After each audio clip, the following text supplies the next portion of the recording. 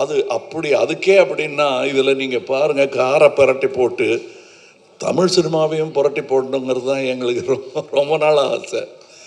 அதை செய்ய முயற்சி பண்ணிக்கிட்டே இருக்கோம். எல்லா நேரமும் தூக்க முடியாது, யாராவது உதவிக்கு வேணும். புரட்டி போடுறதுங்கிறது பெரிய விஷயம்.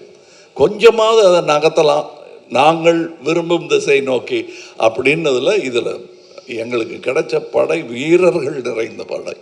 அதுவும் பிஹைண்ட் த சீன்ஸில் நீங்கள் பார்த்தது ஒரு கிளிம்ஸு தான்.